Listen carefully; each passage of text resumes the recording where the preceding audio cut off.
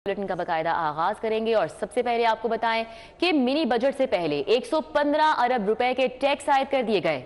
General sales tax का rate बढ़ा दिया गया। सिगरेट्स पर एक्साइज ड्यूटी में भी इजाफा कर दिया गया है। जनरल सेल्स टैक्स की शरह 17 से बढ़ाकर 18% कर दी गई है। 1% सेल्स टैक्स बढ़ाने से 55 अरब का इजाफी टैक्स जमा होगा। हमारे साथ वकास अजीम मौजूद हैं, तफसीलात उनसे जान लेते हैं। वकास अजीम, आगाह कीजिएगा इस हवाले से, मिनी बजट से पहले ही इतना ज्यादा टैक्स क्यों बढ़ाया जा रहा है, क्या वजूहात हैं? जी, वफाकी हुकूमत ने IMF की शराइत पर अमल दरामद के लिए आज पार्लियामेंट में फाइनेंस बिल पेश करने का फैसला किया है, लेकिन इस फाइनेंस बिल और मिनी बजट से पहले ही हुकूमत ने 115 अरब रुपए के टैक्सेस आयद कर दिए हैं और कल वफाकी काबीना ने जनरल सेल्स टैक्स की शरह 17% से बढ़ाकर 18% करने की मंजूरी दे दी है और इससे तकरीबन हुकूमत को 55 अरब रुपए की इजाफी आमदन हो सकेगी। फेडरल बोर्ड ऑफ रेवेन्यू ने एक नोटिफिकेशन जारी किया है जिसमें सिगरेट पर एक्साइज ड्यूटी की शरह 150% तक बढ़ा दी गई है और सिगरेट का जो टियर 1 है उसके ऊपर जो एक्साइज ड्यूटी है वो अब 16,500 रुपए तक कर दी गई है, जबकि टियर 2 पर जो एक्साइज ड्यूटी है वो FBR ने 5,050 रुपए तक कर दी है। हुकूमत ने सिगरेट के साथ साथ जो दीगर लग्जरी अशिया है उनके ऊपर भी इजाफी टैक्सेस लगाने का फैसला किया है। खासतौर पर जो मशरूबात हैं, कोल्ड ड्रिंक्स हैं और इसी तरह की जो दीगर मशरूबात हैं उनके ऊपर भी हुकूमत ने इजाफी टैक्सेस लगाने का फैसला किया है और आज फाइनेंस तरमीमी बिल कौमी असम्बली और सेनेट के इजलास में पेश किए जाएंगे। ठीक है, बहुत शुक्रिया। वकास अजीम हमारे साथ थे, तफसीलन अपडेट कर रहे थे। शहर के यूटिलिटी स्टोर्स पर घी और ऑयल की बदतरीन किल्लत बरकरार है। ओपन मार्केट में महंगाई का तूफान अभी भी बरकरार है, जिसकी वजह से शहरी परेशान नजर आ रहे हैं। दर्जा दोम का ऑयल 18 रुपए बढ़कर 578 रुपए, दर्जा दोम के घी की होलसेल कीमत 560 रुपए। परचून में दर्जा दोम का घी मनमाने निर्खों पर फरोख्त किया जा रहा है, जबकि मारूफ कंपनी ने डब्बे वाले दूध की कीमत 10 रुपए फी लीटर बढ़ा दी है। चीज, मिल्क क्रीम की कीमतें भी 10 से 20 रुपए तक बढ़ चुकी हैं। तो यूटिलिटी स्टोर अशियाए जरूरिया से खाली नजर आ रही हैं। शहरियों की जानिब से क्या रद्द अमल दिया जा रहा है, इंतजामिया इस हवाले से क्या कर रही है, शहजाद खान अब्दाली हमारे साथ हैं, उनसे जानेंगे। शहजाद, आगाह कीजिएगा। बिल्कुल, शहर के यूटिलिटी स्टोर पर सस्ता घी और ऑयल और इसके अलावा दर्जा अव्वल का और दर्जा दोम के घी का बदतरीन बहरान देखा जा रहा है। गुज़िश्ता 1.5 माह से यूटिलिटी स्टोर्स के ऊपर सस्ता घी और ऑयल दस्तयाब ही नहीं है और तकरीबन 10 रोज़ हो गए हैं दर्जा अव्वल और दर्जा दोम के घी की सप्लाई भी नहीं पहुंच सकी। और दूसरी जानब शहर की ओपन मार्केट की अगर हम बात करें तो ओपन मार्केट के अंदर घी और ऑयल की कीमतों में इजाफे का सिलसिला जारी है। आज भी 18 रुपये इजाफे के बाद दर्जा दोम का जो ऑयल है वो 560 से 578 रुपये फ़ी लीटर तक पहुँच गया है और इसके अलावा मुख्तलिफ कंपनियों का जो डिब्बा पैक दूध है उसकी कीमत में 10 रुपये, इसके अलावा चीज़ और मिल्क क्रीम की कीमतों में 10 से 20 रुपये का इजाफा देखा जा रहा है। और इस हवाले से जो ऑयल कंपनीज़ के मालकान हैं वो ये कह रहे हैं कि उनका खाम माल कंटेनर्स के अंदर अभी भी पोर्ट्स पर स्टक है, जिसकी वजह से कीमतें बढ़ती चली जा रही हैं और प्रोडक्शन ना होने के बराबर है। इस वक्त हम ओपन मार्केट के अंदर मौजूद हैं, यहाँ शहरियों से बात करते हैं किस तरह से देखते हैं आप इतनी तेज़ी से कीमतें बढ़ रही हैं, आम आदमी की क़ुव्वत खरीद को डैमेज कर रही हैं। आम आदमी तो पिसके रह गया जनाब। आम आदमी के साहब ऐसा हो गया कि उसको एक वक्त का फाका कटना पड़ रहा है। जो तनख्वाहदार बंदा है उसकी तनख्वाह 3 तारीख को ख़त्म हो जाती है और पूरा महीना वो लोगों से उधार, दुकानदारों से उधार वगैरह लेके फिर वो अपना घर चलाता है और जब तनख्वाह आती है फिर वो उनको दे देता है। फिर उसके बच्चे या बच्चों की फीसें पूरी करे, क्या करे। घी तो ऐसे है जैसे हमारे मुल्क में देसी घी के बराबर इसका रेट हो गया है। आप देख लें खुद ही जो हालात है, ये स्टोर पे खड़े हैं, इनसे पूछें क्या क्या रेट है।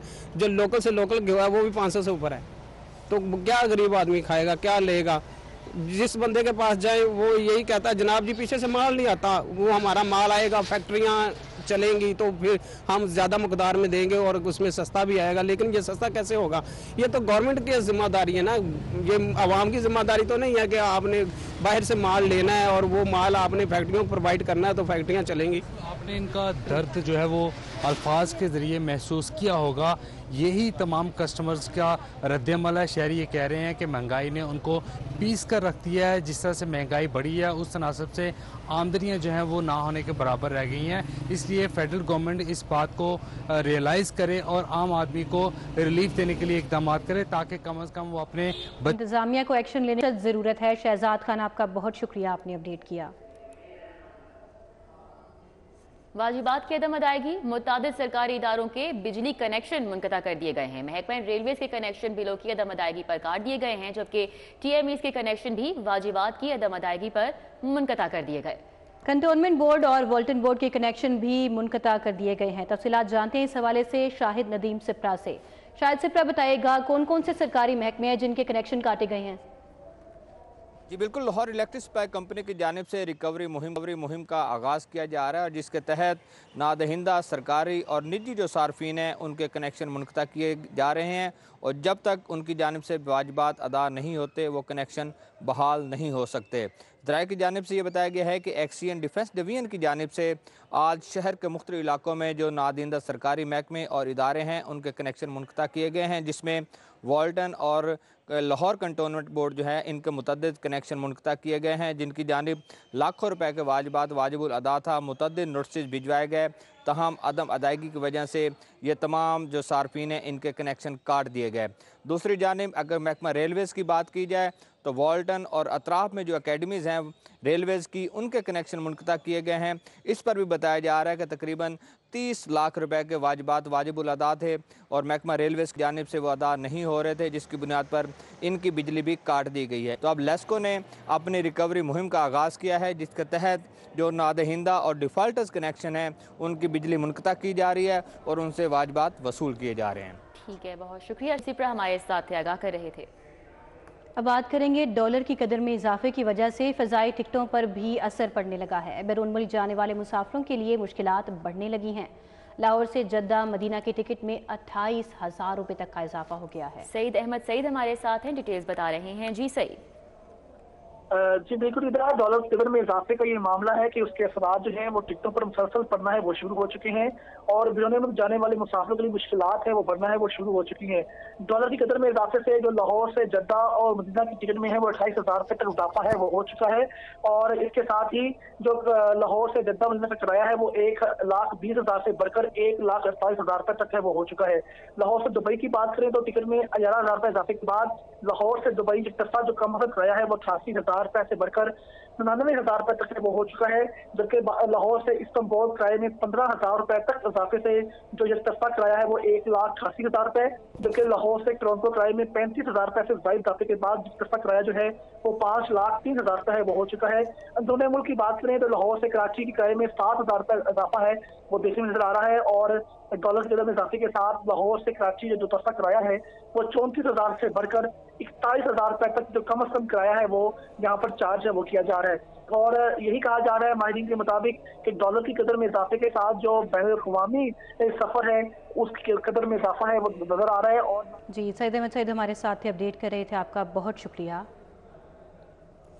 निगरान वज़ीर आला पंजाब मोहसिन नकवी की ज़ेर सदारत इजलास मुनक़िद हुआ। इजलास में शहर खमोशा अथॉरिटी के अमूर का जायजा लिया गया है। नादार अफराद के लिए मॉडल कब्रिस्तानों में 10,000 चार्जेस खत्म कर दिए गए हैं। हमें अली रामी ने ज्वाइन किया है, तफसीलात उनसे जान लेते हैं। अली रामी, आगाह कीजिए इस इजलास के हवाले से। जी बिल्कुल, शहर खमोशा के हवाले से जो इजलास हुआ है वानी वज़ीर आला पंजाब में, उसमें सबसे जो अहम कदम निगरान हुकूमत की तरफ से उठाया गया वो ये कि मुख्तलिफ जो चार्जेस थे 10,000 के वो फौरी तौर पर जो है वो निगरान हुकूमत किए गए। हुकूमत की तरफ से वाज़ह तौर पर हदायत दी गई है शहर खमोशा अथॉरिटी को कि कानूनों और रायवन रोड और सुयासा के मॉडल कब्रिस्तान प्रोजेक्ट जो हैं वो जल्द मुकम्मल किए जाएं।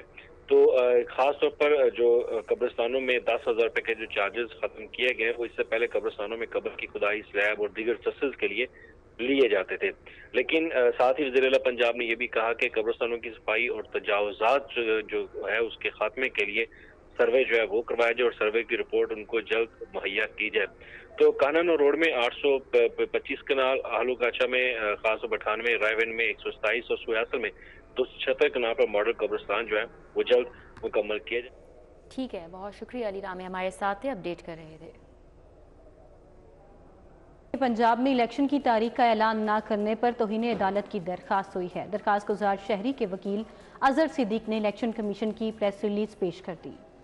मलिक अशरफ हमारे साथ है, इस समात का अहवाल उनसे जान लेते हैं। मलिक अशरफ, बताइएगा। जी बिल्कुल, आज लाहौर हाई कोर्ट के जस्टिस जवाद हसन की अदालत में शहरी की जानब से दायर दरखास्त पर समात हुई और दरखास्त गुजार के वकील अजहर सदीक पेश हुए और उन्होंने इस तौहीन अदालत की दरखास्त में जो मौक़िफ़ इख्तियार कर रखा है वो ये है कि अदालती हुक्म के बावजूद इलेक्शन नहीं करवाया जा रहा है तो गवर्नर के खिलाफ तौहीन अदालत की कार्रवाई की जाए। अजहर सदीक एडवोकेट ने इलेक्शन कमीशन की जानिब से प्रेस रिलीज पेश की, जिस पर जस्टिस जवाद हसन ने उनसे मुकालमा करते हुए कहा कि आपको इसमें जल्दी क्या है, जिसपे अजहर सदीक एडवोकेट का यही कहना था कि अदालत ने जल्दी शेड्यूल जारी करने का कहा था और जिसपे वफाकी हुकूमत के वकील ने कहा कि अदालत ने इलेक्शन कमीशन को गवर्नर से मुशावरत का कहा था और अभी जो ये प्रोसेस है वो फाइल मुकम्मल नहीं हुआ, जिसपे वकील का ये भी कहना था कि मीडिया खबरों के मुताबिक इलेक्शन कमीशन ने अपना आज ही इजलास बुलाया हुआ है, जिसपे अजहर सदीक एडवोकेट ने कहा कि इलेक्शन कमीशन ने प्रेस रिलीज जारी कर दी है कि और तारीख नहीं दी, जिसपे जस्टिस जवाद हसन ने कहा कि मैं प्रेस रिलीज को नहीं मानता और मजीद जिसपे अजहर सदीक एडवोकेट ने कहा कि दरखास्त में कहा गया था कि इलेक्शन कमीशन जल्दी इंतखाबात का ऐलान करे, जिसपे जस्टिस जवाद हसन ने कहा कि इलेक्शन कमीशन या किसी फरीक ने मेरे हुक्म को खिलाफ अपील नहीं की, जिसपे डिप्टी अटॉर्नी जनरल जो थे हाईकोर्ट में जो मौजूद होते हैं, जो अदालत में मौजूद थे, उन्होंने कहा कि अभी तक अपील फाइल नहीं हुई और अदालती फैसले पर तशरीह के लिए इजलास किया गया था और मुशावरत अभी भी जारी है, जिसपे अजहर सदीक एडवोकेट ने कहा कि तशरीह का लफ्ज इस्तेमाल करने का मतलब ये है कि फैसले पर अमल नहीं करना, जिसपे जस्टिस जवाद हसन ने कहा कि तौहीन अदालत ऐसे तो नहीं बनती, ये उन्होंने अजहर सदीक एडवोकेट से मुकालमा करते हुए कहा और मजीद ये भी कहा कि मैंने फैसला दिया है, इसका मजाक ना बनाएं, अभी इंतजार करें। जी मलिक अशरफ, बहुत शुक्रिया, आपने तफसीलन अपडेट किया।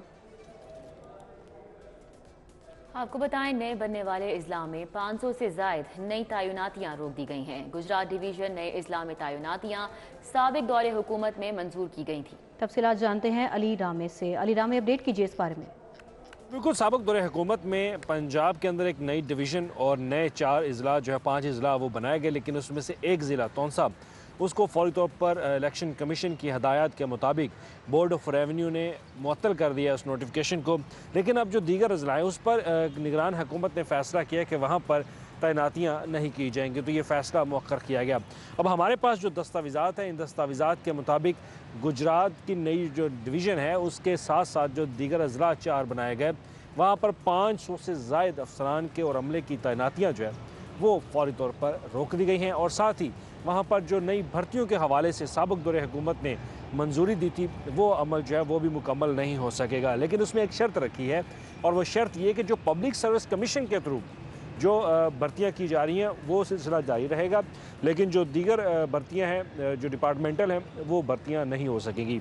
अब इसमें गुजरात डिवीज़न में 94 जो ऑफिसर्स और अमला उनकी तैनाती का मामला वो मौखर किया गया है। डिप्टी कमिश्नर ऑफिस वजीराबाद में 111, डिप्टी कमिश्नर ऑफिस तलागंग में 54। ठीक है, बहुत शुक्रिया अली रामे।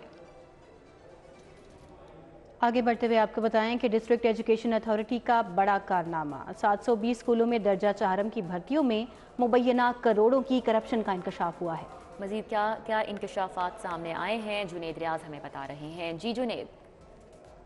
के 720 स्कूलों में दर्जा चाहरम की भर्तियां मुबैना तौर पर करोड़ों रुपए लेकर जो है वो भर्ती की गई है, जिसके ऊपर अब उम्मीदवारों ने मुतालबा किया है वज़ीर आला पंजाब और इलेक्शन कमीशन से कि फौरी तौर पर ये भर्तियां मनसूख की जाएं और दोबारा से थर्ड पार्टी वैलिडेशन करवाई जाए कि ये भर्तियां किस तरह हुई हैं, क्योंकि उम्मीदवारों का कहना है कि ये 3-3 लाख रुपए देकर भर्तियां हुई हैं, जबकि 60% जो हैं वो सियासी तौर पर ये भर्तियां की गई हैं और मेरिट पर आने वाले उम्मीदवारों की दरख्वास्तें मुस्तरद कर दी गई हैं। तो इस हवाले से हुकूमत ने भी जो है अब गौर शुरू कर दिया है कि इसकी इंक्वायरी करवाई जाए और दूसरा जो 720 स्कूलों में दर्जा चाहरम अब भर्ती होकर आए हैं उनके दस्तावेज़ात भी जाली हैं। अगर उनके पास मिडिल की डिग्री भी है तो वो भी तस्दीक नहीं करवाने के हवाले से डिप्टी डीओज ने हदायत जो है स्कूल सरबराहान को जारी कर दी है कि उनके दस्तावेज़ात की तस्दीक ना करवाई जाए, लेकिन इसके बावजूद जो उम्मीदवार हैं वो अपील करते दिखाई दे रहे हैं कि फौरी तौर पर इसकी इंक्वायरी की जाए और जो भर्तियाँ की गई हैं उसके ऊपर सख्त नोटिस लिया जाए। रियाज आपका बहुत शुक्रिया, आपने हम किया। न्यूज़ स्टूडियो से फिर वक्त इतना ही। आप देखते रहिए सिटी 42।